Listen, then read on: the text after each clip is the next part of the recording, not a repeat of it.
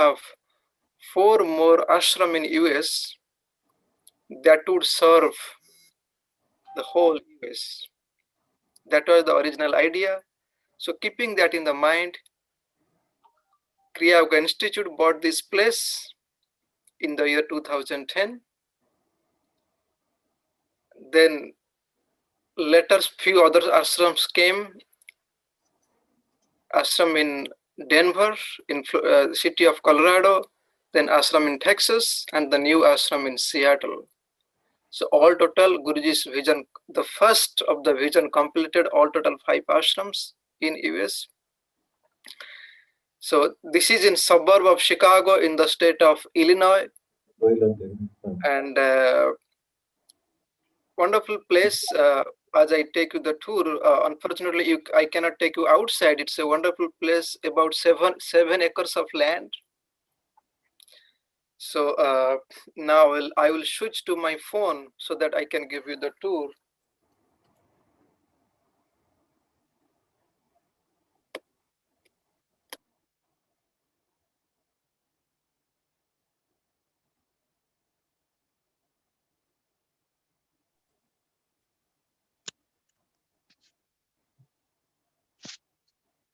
But can you see me clearly in my phone?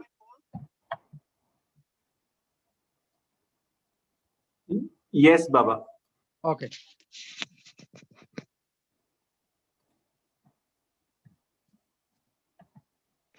Okay. We So can hear anyway, you also. yes. Can you hear me? Yes, Baba. Clear here, and we can see the door of the monk's room. I'm just coming out from my room. Okay, so first I'll take you to Sri Guruji's room.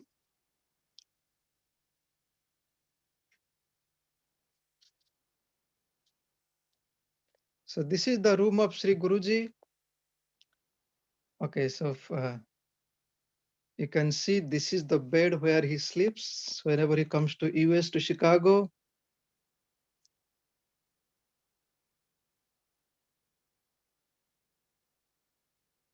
And this is the footwear he uses.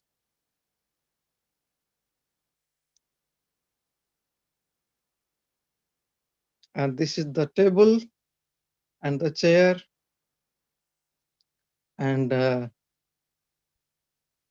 this is a beautiful painting. If you could see clearly, this is a painting painted by one mother. If I take close to it, you can see how beautiful she has painted it.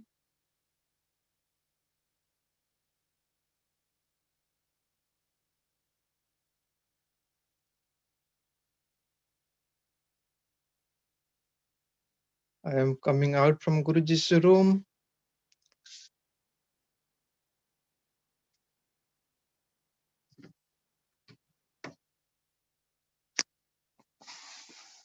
I just turn on the light. It will just come in a minute. So this is a big corridor. The light will just come in few seconds.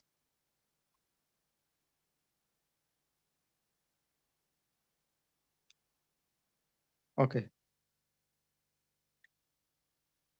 So before I take you to that side, first I would like to take you to the meditation hall. This is a beautiful meditation hall. You see, I am entering into the meditation hall.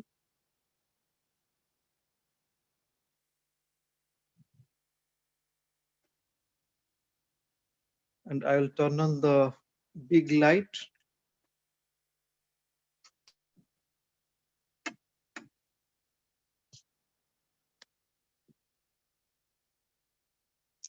So this is the meditation hall.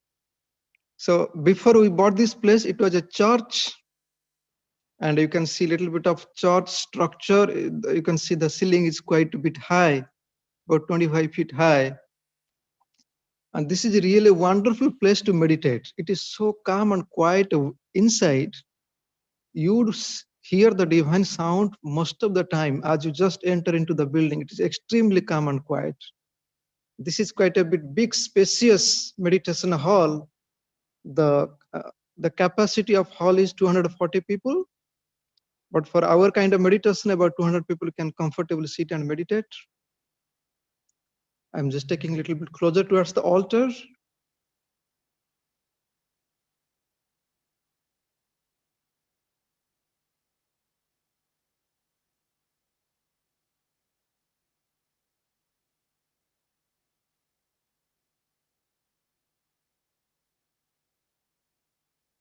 If you look through the window, it is still dark outside.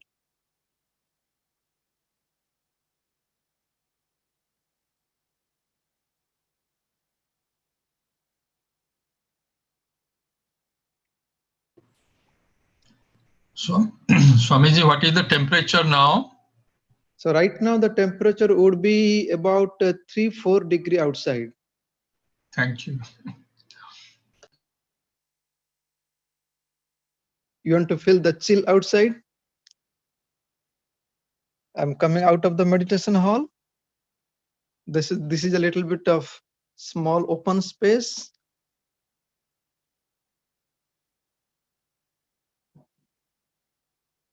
And this is the famous kitchen. We spent most of our time here.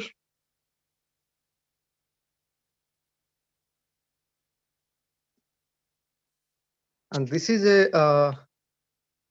you can see this is our Balighai, the Unity Trail. This picture here on the wall. And this is the bookstore. So let me turn on the light. Okay. So now you can see the bookstore.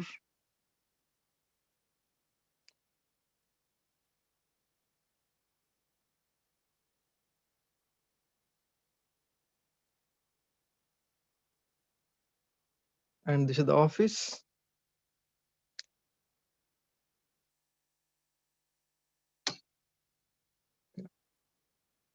This is the office. And this is the entrance.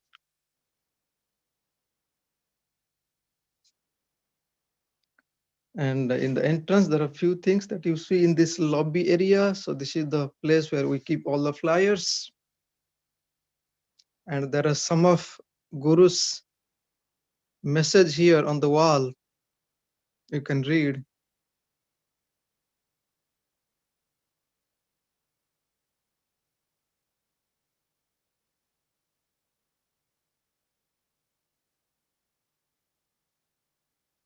And that is the library.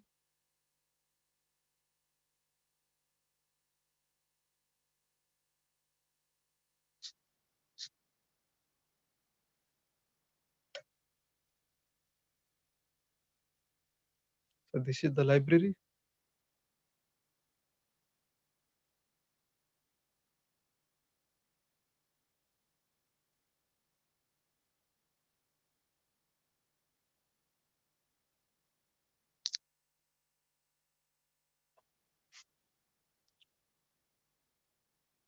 So you can see this is a hall. As we go inside, it is quite dark inside.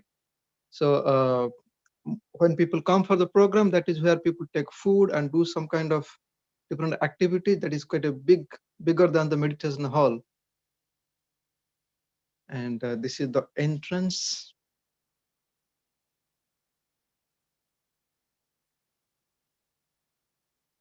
So ashram car is parked outside, and outside you can see it is still quite dark.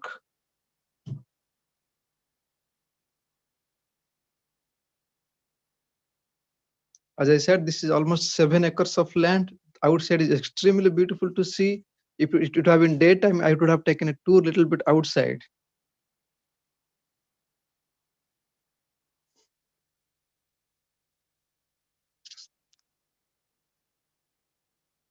So this is a small tour of this place. Thank you so much for participating in this program. So the rest part of the program will continue. So thank you, Deepak Baba. Now over to you, Achalanandaji, I think ready. Thanks.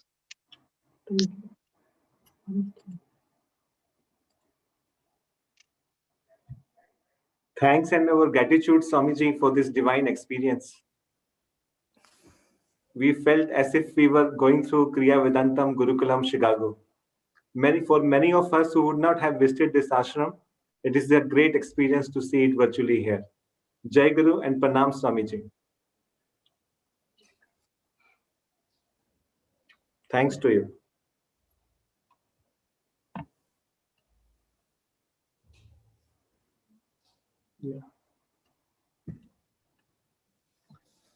Jai Guru to all once again.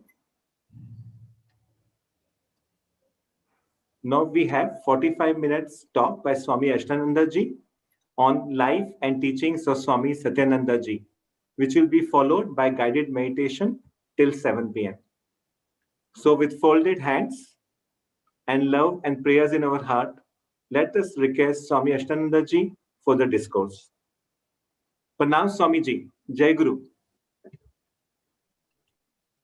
Jai Guru. That was a beautiful thing watching Chicago Ashram. I had never seen Chicago Ashram, although I've been to Chicago a few times. So today we will talk about the life and teachings of Swami Satyanandaji. Now, before going into this topic, there are some qualities about him that really stand out. I thought we'll just mention this before we go into the topic. Swami Satyanandaji had these which really stand out. They are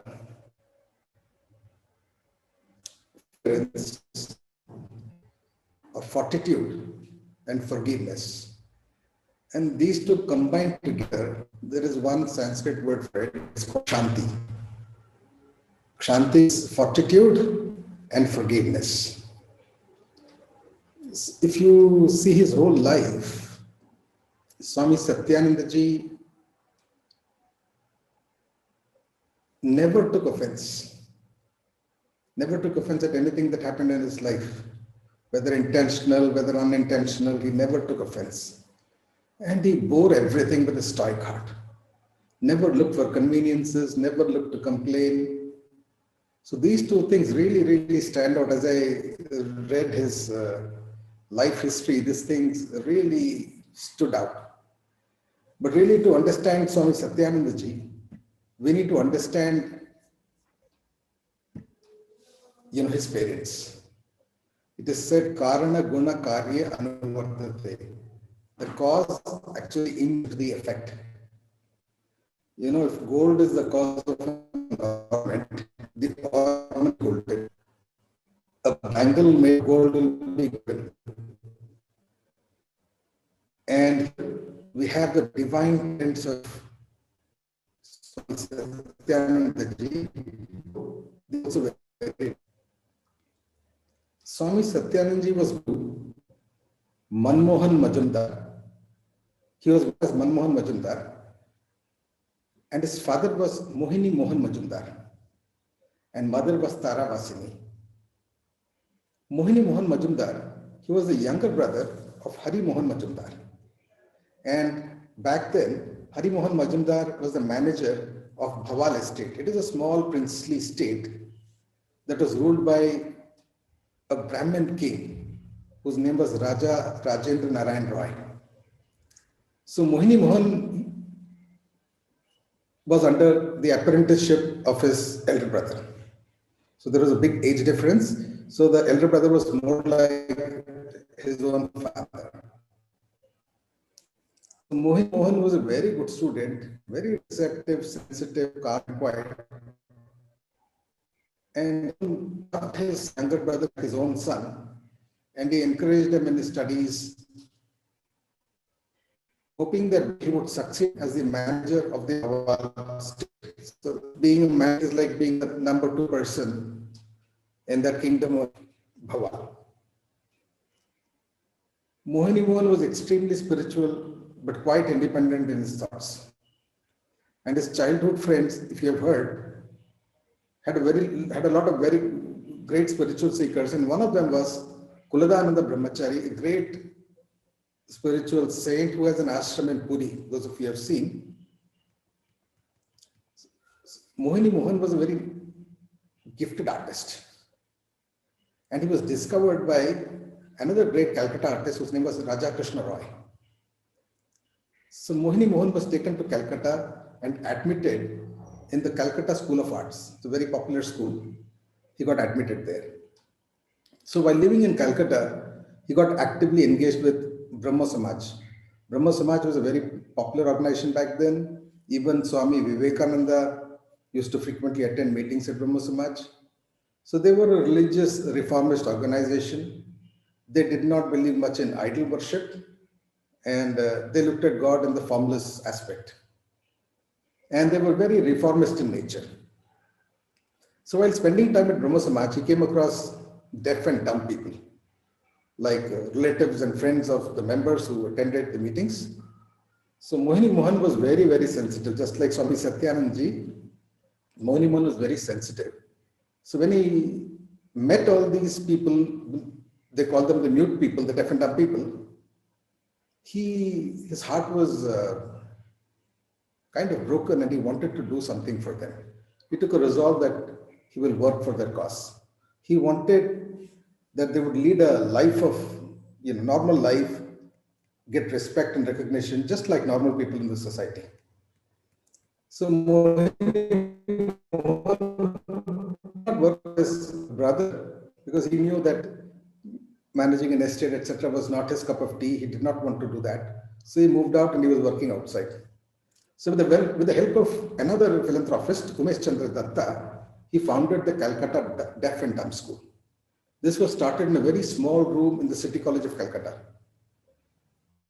And Mohini Mohan, his whole life was dedicated to working with these students, deaf and dumb students.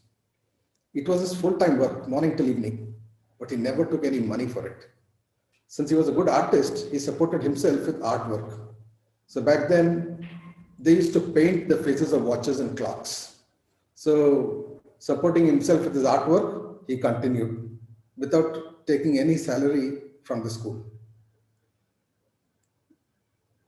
Manmohan's mother, Taravasini, she belonged to the Basu family of Mar, Bikrampur near Dhaka. So they were all in East Bengal. And this Basu renowned, they were charitable and they had a lot of philanthropic activities. Taravasini was virtuous, generous, very devout wife. When she married, Mohini Mohan was still studying in Calcutta. He was a student there. He was studying in the Government College of Art. So she spent her time with her parents and her in-laws, serving them, engaging herself in prayers, other religious activities, just like a regular Bengali traditional Indian housewife. Manmohan, he inherited the compassion and desire to work selflessly for mankind from his father. And his mother's generosity, virtuous living, he inherited from his mother. Manmohan was born on an auspicious day, Ekadashi. And incidentally, he also left his body on an Ekadashi. Born on an Ekadashi, left his body on an Ekadashi. Manmohan was a very obedient child, academically very good, disciplined, and loved by his classmates because he was honest, humble, kind-hearted. As a small child, he was patriotic. He would listen to the speeches of freedom fighters. He would understand national issues from his own perspective. So he was a very soft child, but had a very deep, kind of a very deep being. His childhood friend was Mukunda. One day, as he was standing at the gate of the Calcutta Deaf and Dumb School, where his father taught, a group of children came. They were in distress. They wanted help. They had a football, or what you call a soccer. which had deflated, and they wanted an air pump. So when Manmohan heard about this request, he readily ran inside, brought out an air pump, and helped them to inflate the soccer ball. In this group, there was also Mukunda, and he saw the readiness with which Manmohan ran inside and brought out the air pump, and he immediately developed a strong liking for Manmohan. And this was the start of a friendship which started at the gates of the Deaf and Dumb School, which would later grow into a very, very strong spiritual relationship. So after associating with Mukunda, Manmohan observed his natural leadership qualities. Mukunda was very strong-willed, he had a great determination, and he was a natural leader. Manmohan was convinced that Mukunda was highly gifted and he had very rare endowments. So the friendship gradually blossomed. On that very day, Mukunda had invited Manmohan to come and play with them. He also made him the manager of the team. So it started with playing football, a friendship that started with playing football. One evening after all the playing was done, the people were leaving one by one, and Mukunda and Manmohan stayed back and they were talking. Mukunda said to Manmohan, "I will teach you all the techniques of spiritual practice that I know." And the next day, Mukunda taught Manmohan whatever he had learned about the art of meditation on light and stuff. It was not a formal or a traditional process of initiation, but he taught him. And therefore, Manmohan considered him as not only as his friend, but also as his teacher. And here was the first planting of the seed of spirituality in the tender heart of Manmohan, which would later grow up into a huge tree sheltering millions and millions of people. So this friendship, which started with football and eating together, spending time together, it gradually blossomed into experiencing togetherness in meditation. Whenever they found time, Mukunda and Manmohan, they sat together and they meditated. They also participated in various activities which was conducive to their spiritual upliftment and also service to humanity. Manmohan was very attracted to Buddha. As we will see later, even before he passed away, Buddha was foremost on his mind. But which Bengali is not attracted to the Divine Mother Kali? Manmohan was also attracted to Divine Mother Kali, but he had a small fear. He had fear of the furious form of the Divine Mother. She is sometimes in a very furious form. And Manmohan fear of this divine form, this furious form of the Mother. In order to drive away his fear, Mukund took his friend to Belur Math. Belur Math, there is a ferocious picture of Mother Kali, very ferocious and with light emanating from a third eye. And looking at that, Manmohan was afraid, and slowly, gradually, he overcame that fear.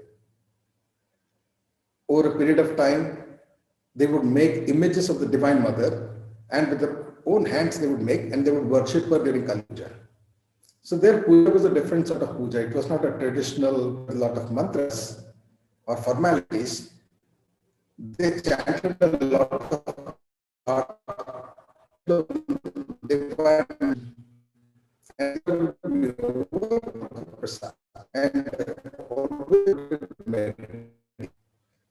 puja.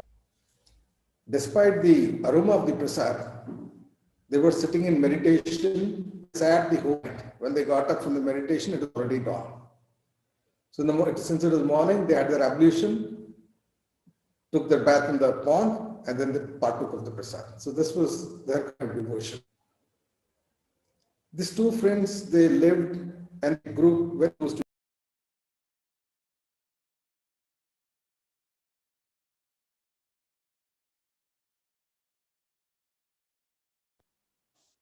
Jai Guru to all. Baba's bandwidth seems to be low.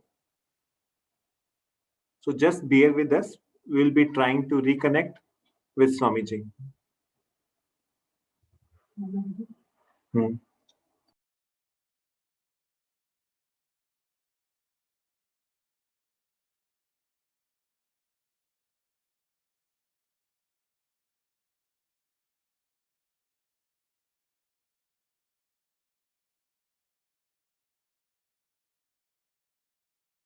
The connection is a little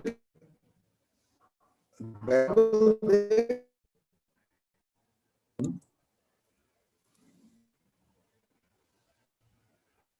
Baba, the connection is getting.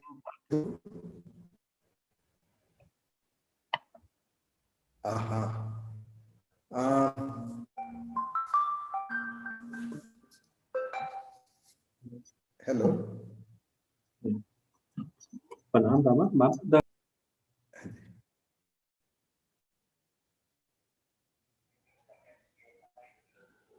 Yeah, the place where little poor connection. So I think if we shut off the video to make the then let I will do that. I will do that.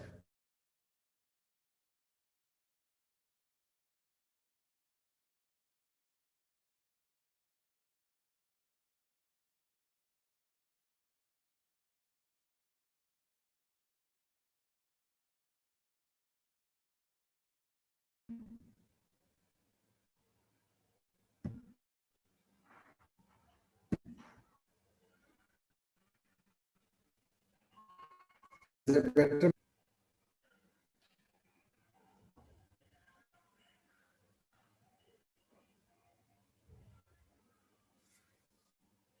Am I audible? Okay. Voice is breaking, Baba. Please speak, Baba. Connection over here. So the middle of the connection is not too good. Yeah. Baba, we can hear you right now. If you could speak something, Baba, we can just check whether voice is coming clear.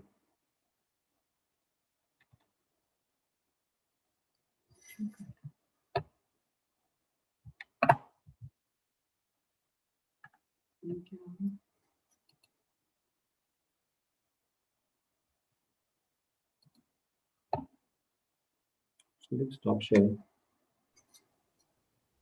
Is it better now? Yes, Baba, we can hear you. Okay. That works. Jai Guru to all. Baba will be putting the video off and he'll be unmuting himself and he'll be speaking. So you may have a blank screen and we'll put Guruji's picture there and Swamiji will be continuing with the discourse as usual, as because we are hearing the voice up. Thank you, Swamiji. Please continue. Achalanandaji, you can use the speaker. The I'm using the speaker. headphone or some earphone would be a little clear.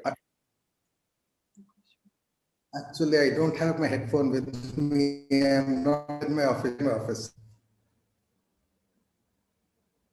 So is the voice okay or is it? Its voice is right now okay, Baba. You continue. Okay. Okay. So we were discussing how they would do Kali Puja. Like after all puja, sit and meditate, and then get lost in meditation, and then wake up in the morning, shower, and then prasad. So these friends, because of the lifestyle, they lived with each other, and they started leading very ideal lives. They had specific food habits, and they would do physical exercises, prayer, cantation. So a lot of activities, also recorded. They lived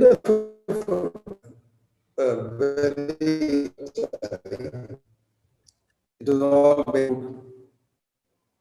and total dependence, others, their speech. They would practice a lot of japa and they practiced Kriya Yoga meditation. And they would also go together on evening strolls. Whenever they had holidays, it was all devoted to sadhana. They meditated and chanted. They usually went to a very famous temple called the Parishnath temple, or in the Eden Gardens. They would go together there, sit in the veranda of the temple and meditate in the Eden Gardens and meditate. Life, although young and most people enjoying the pleasure of the world, but these Mukunda, Manmohan, they spend their time in meditation, serving the poor. So this was what they did during their holidays. So Mukunda's dedication was very, very strong, and it inspired Manmohan to step up his efforts a little more. And Mukunda's standards were very high, as we know, and sometimes too harsh for Manmohan. They were so into meditation that sometimes became come to this house or Garpa road, they would make it all the night. So they would make tea at night so that they could keep awake. And then tea and meditate. Mukunda's father knew this. So to come and check. He came.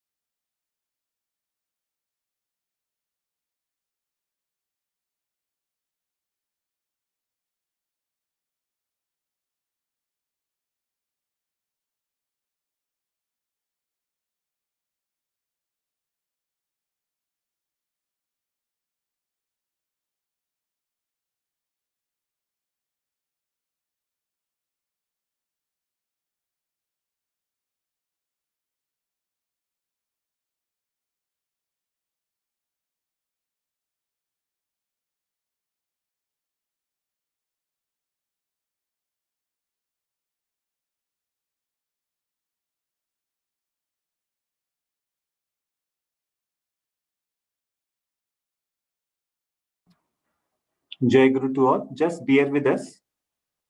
Baba has some electricity and data issue. Just trying to sort that out. Just bear with us for a few minutes. Santanu Baba, you can put Guruji's mantra chanting meanwhile.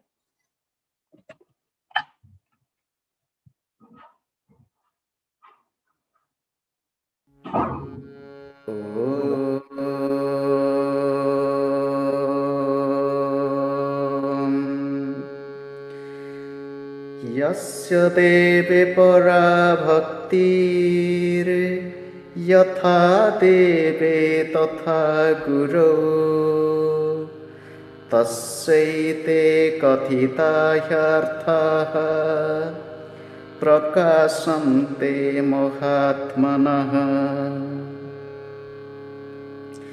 ॐ ध्यायेत् शिरसि शुक्लाब्जे द्विनेत्र द्विभुजं गुरुं श्वेताम्बरपरिधानं श्वेतगन्धानुलेपनम् वराभयकरं शान्तं करुणामयविग्रहं वामेनोत्पलधारिण्या शक्त्या लिङ्गितविग्रहम् स्मिराननं सुप्रसन्नं साधकाभीष्टदायकम्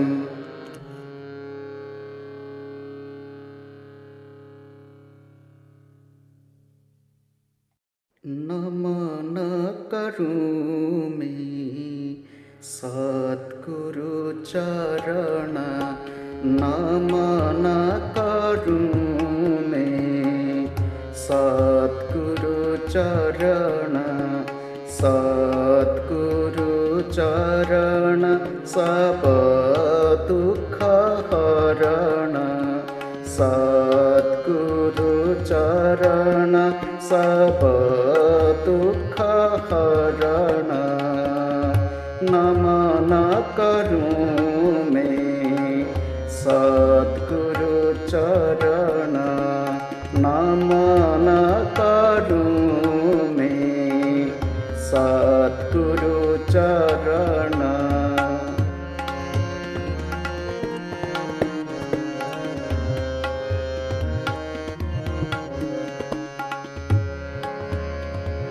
शुद्ध भाव धर अंतःकरण शुद्ध भाव धर अंतःकरण सुर नर किन्नर वंदित चरण सुर नर किन्नर वंदित चरण नमन करूं मैं सद्गुरु चरण नमन करूं मैं सद्गुरु चरण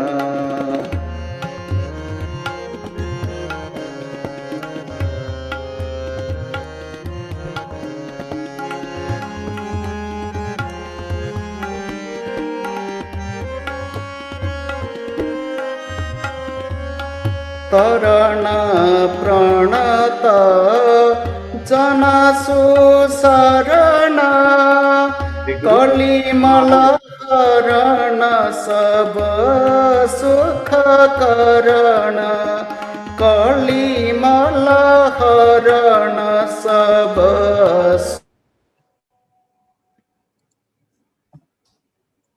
Jai Guru to all. Swami Achalanandaji has been able to reconnect with his mobile.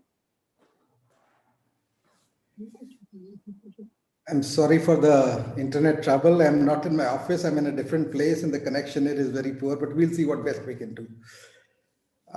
We were talking about, the childhood days of Mukunda and Manmohan.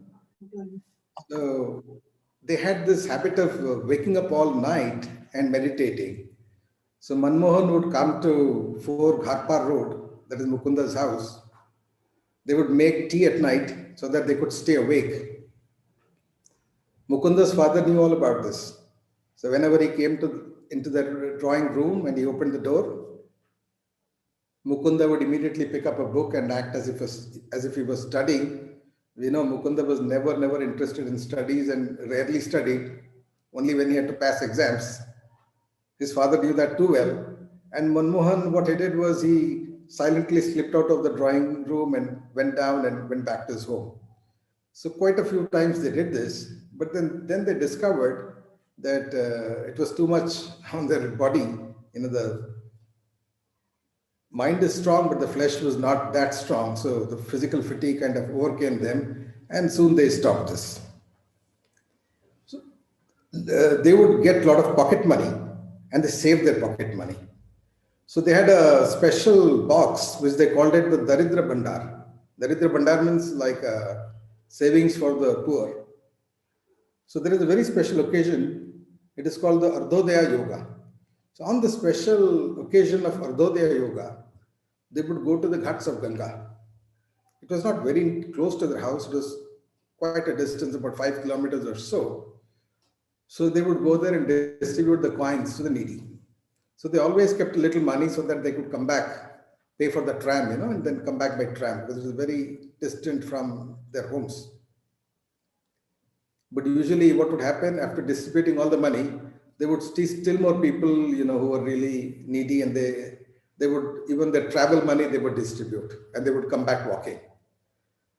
So this was how they lived and how they spent their pocket money. Mukunda, as we knew, had no much interest in studies, but Manmohan was not like that. Although he was not very much interested in studies, but he never neglected his studies. He wanted to keep his father happy. Just to make sure that Mukunda studied properly, because Mukunda always avoided studying, his father hired a private tutor. So one such private tutor was Pandit Ashutosh Chattopadhyay, whom we know as Shastri Mahasaya. So Shastri Mahasaya was an advanced disciple of Lahiri Mahasaya. Later, he would be known as Swami Achalanandaji. So Mukunda and Manmohan, during their private tuitions, they learned the preliminary practice of Kriya Yoga from Shastri Mahasaya. This is how the formal initiation into Kriya Yoga took place, from Shastri Mahasaya. Later, they would meet Swami Sri Yukteswarji. So after Mukunda had met Swami Sri Yukteswarji, after he had met, this was in the year 1911. Manmohan was 15 years old. So he had the opportunity to have a darshan of Swami Sri Yukteswarji, his Guru Preceptor. So when he first looked at Swami Sri Yukteswarji, he was drawn to him. Swami Sri Yukteswarji with his tall frame, long arms extending right down to the knees. So when people have such long arms like Lord Rama, it is a spiritual sign of a spiritual giant. So seeing this, Manmohan was enamored. He bowed down to Swami Sri Yukteswarji with humility, and then he knew that he had found his predestined Guru Preceptor. Mukunda introduced Manmohan to Swami Sri Yukteswarji, who was very delighted to see Manmohan because he knew the future of this young boy. So he was also extremely delighted to see young Manmohan. And thus the relationship between the teacher and the student grew. Without neglecting his studies, he tried to be in the company of his Guru as much as possible. Manmohan graduated from high school with good marks, and he was admitted to City College, Calcutta to continue higher education. This was in the year 1911. Since then, for 6 years, he wanted to visit his Guru's ashram, Karar Ashram. And finally, in the year 1917, Manmohan's long cherished dream was fulfilled. Along with Yoganandaji, he came to Puri, he had the darshan of Lord Jagannath, and he was in his Guru's ashram. After graduating from the university, Manmohan wanted to renounce. His life was spent serving the poor, in spiritual practices. He did not want to lead the life of a householder. He sought permission from his parents to live the life of a monk. Which parent would like their son to become a monk? So although they were heartbroken, Mohini Mohan, Manmohan's father, he did not want to be an obstacle in the path of his son. So he gave him permission. And so in March 1919, he was initiated into sannyasa by Yoganandaji. And he got the name of Swami Satyanandaji. And he adorned himself with the monk's clothes. His first duty was to become the assistant of Swami Dhirananda and work in the school of Ranchi, Ashram school at Ranchi. And this is the place where Swami Satyanandaji worked for a long time. It was from the year 1920 until 1942, he constantly worked at Ranchi Brahmachari Vidyalaya. Except for a brief time, he was in Karar Ashram, very brief period. So this was in the year 1921. Swami Sri Yukteswarji wanted Satyanandaji to stay at Karar Ashram. So he talked to Yoganandaji, and under directions of Yoganandaji, Swami Satyanandaji came to Ranchi, came to Karar Ashram and stayed with Swami Sri Yukteswar. Swami Sri Yukteswar trained Satyanandaji at Karar Ashram.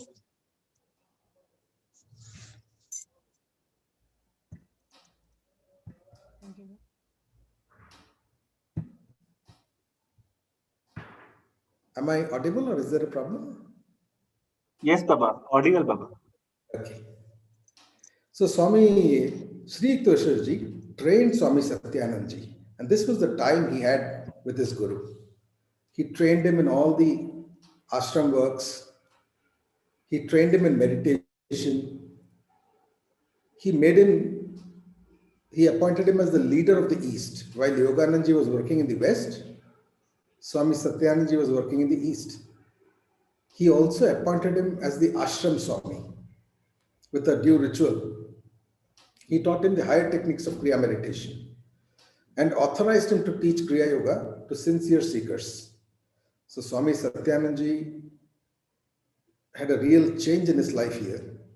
He learned Oriya. Since he stayed in Karar Ashram, he also learned Oriya. He already knew English, Hindi, Bengali and Sanskrit. Staying in Puri with Swami Sri Yukteswar, he also learned Oriya. Now, because Yoganandaji's activities were getting widely spreading in the West, he wanted help. And so Swami Dhiranandaji, who was there at Ranchi Vidyalaya, he had to leave in the year 1922 and go and help Yoganandaji. So Satyanandaji was again asked to come back and serve in the school. So Swami Satyanandaji started serving in the school. This was a very difficult time when the Maharaja who funded this Ranchi Vidyalaya, he slowly became bankrupt. He could not help. Yoganandaji in the West faced a lot of problems. We know he went through a lot of hardships, lost money, there were cases against him. He went into a lot of problems, financial problems also. Now the school was in a big problem, no support from the Maharaja, no money coming from the West. So the school was in a very different doldrums. And that is when Swami Satyanandaji, he donated his 20 years of salary. He had never used any of his salary. It was collecting in his account. So he just donated the entire amount to the school. And then the school somehow survived. And then it flourished. But all these years of hard work at Ranchi, it had taken a toll on his health. Swami Satyanandaji never enjoyed good health. He was already frail, weak, and working very hard, very devoted. He became even more frail and even more weak. In 1936, when Swami Sri Yukteswar left his body, Swami Satyanandaji could not come to Karar Ashram because his health was extremely bad. He was advised not to travel. But just before that, he was appointed as the acting head of the Karar Ashram while he was still in Ranchi. During these times, when Yoganandaji's work expanded there, he sent one of his Swamiji, Swami Vinayananda, from the US to act as his representative and also as the vice president of this Ranchi Vidyalaya. So when this young Swamiji came, Satyanandaji was considering retirement. He thought he would slowly retire and lead a life of, pilgrimage, meditation, maybe seclusion. So he started traveling as a pilgrim. He visited many temples in Bihar, Bengal, UP. He went to Aurobindo Ashram in Pondicherry, to the famous Shanti Ashram of Papa Ramdas, Bombay Spiritual Center, and finally he was in Ramana Ashram in Tiruvannamalai. He somehow liked Ramana Ashram so much, he wanted to stay there. And Swami Ramana Maharshi also wanted him to stay there. And so he decided to live in Ramana Ashram for the rest of his life. But during those times, it was the year 1943, there was a big famine in Bengal. Many people died of starvation. So Brahmachari Jatin, who had gone along with Swami Yoganandaji to the West, he was now Swami Premanandaji. He was in Washington, D.C. So he was moved by this big famine, and so he collected a lot of money, and he sent his disciples to trace Swami Satyanandaji so that they could start some relief work in Bengal. His wish was Swami Satyanandaji would preside over all these activities and they would start some institution in Bengal. So they finally traced Swami Satyanandaji in Ramana Ashram. We don't know, but it is what we hear from Ramana Ashram. Ramana Maharshi did not want Swami Satyanandaji to go. He wanted him to continue staying there.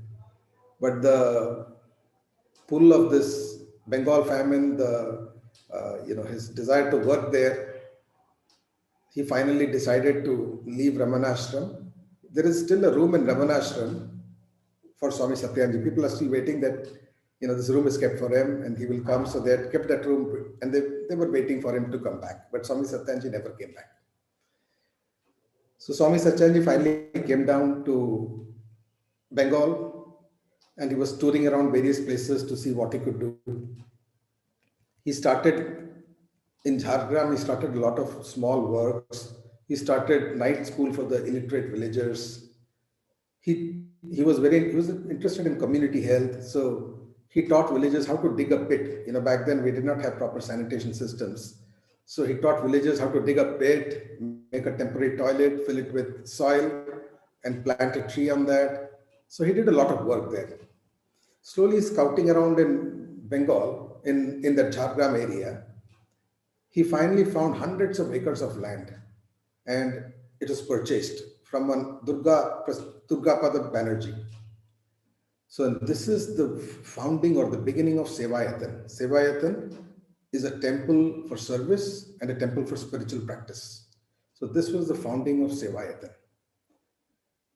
According to the wishes of Swami Satyanandaji, there was no mention of his name in any of the documents of the institution, although Swami Premanandaji specifically instructed that it should be in the name of Satyanandaji.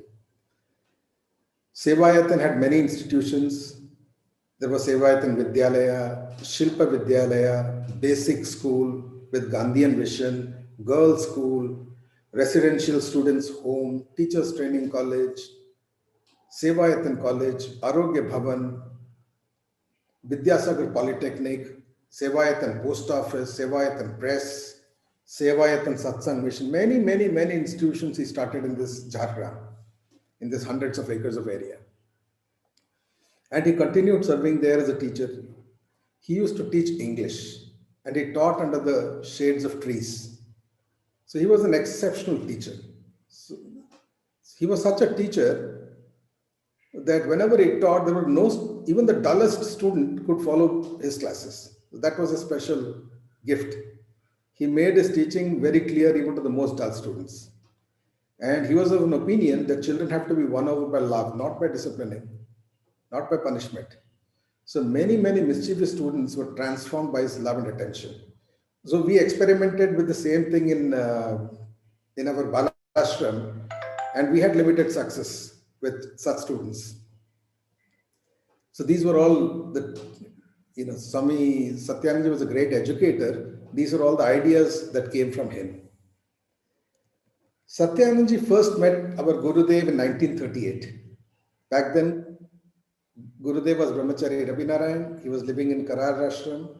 That time the resident Swami was Swami Sevanandaji, who was a little reserved.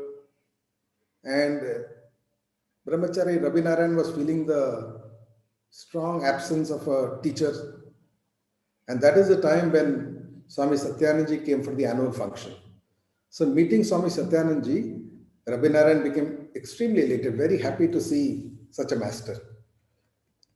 And Swami Satyanandaji was also very happy to see such a sincere brahmachari meditating so regularly. He then initiated Brahmachari Rabinarayan into third level of Kriya Yoga in 1941. And many times they sat together, the residents meditated together, they would go into deep states of meditation. And it was so deep, Swami Satyanandaji would sometimes wake up Brahmachari Rabinarayan and tell him, go and rest now. His Brahmachari Rabinarayan's ardent spiritual practice, his hard work in the ashram, all this made Swami Satyanandaji very, very happy. And he loved him very much. One day, during an annual function, usually during an annual function, they invited a reputed monk or a philanthropist to talk, to address the gathering, the March 22 celebrations. On one such occasion, he said that there will be a great yogi who will address the gathering. He never announced the name. And so people were wondering who this yogi was. Right before the program, he announced that in our very own ashram, we have a brahmachari Rabinarayan, who has been observing silence for a long time and meditating deeply for many years. So he's highly spiritual and he will talk about meditation.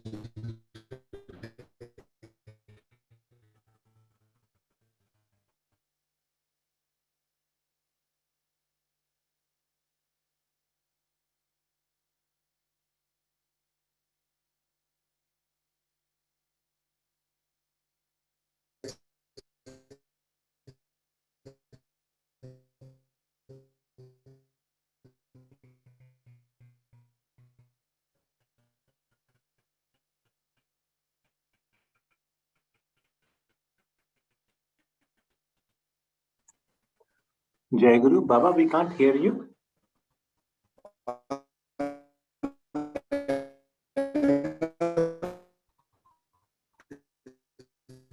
Jai Guru, Baba, we can't hear you.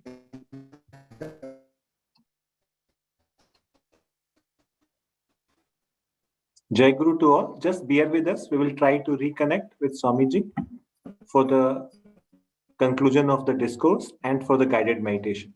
Just bear with us.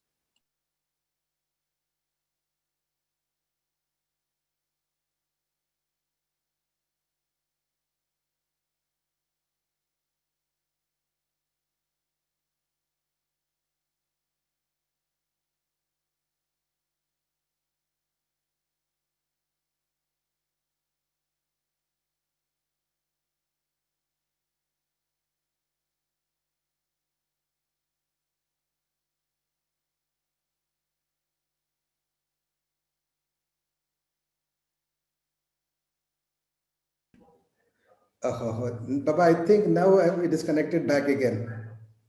Yeah. Yeah. So Baba, what do we do? When I'll continue with this or we go into our meditation? What do we do?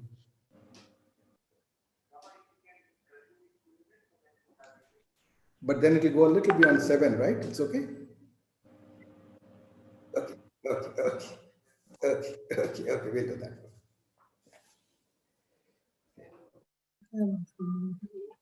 Jai Guru to all.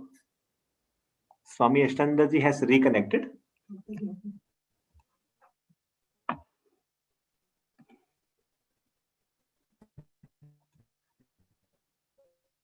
Swamiji, you can resume with the discourse.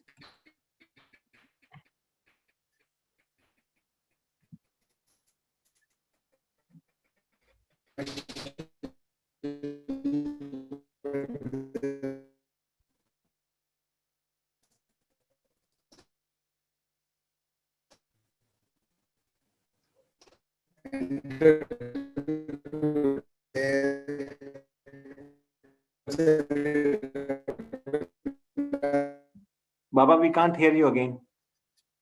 It came nicely and then again the voice is gone out, Baba.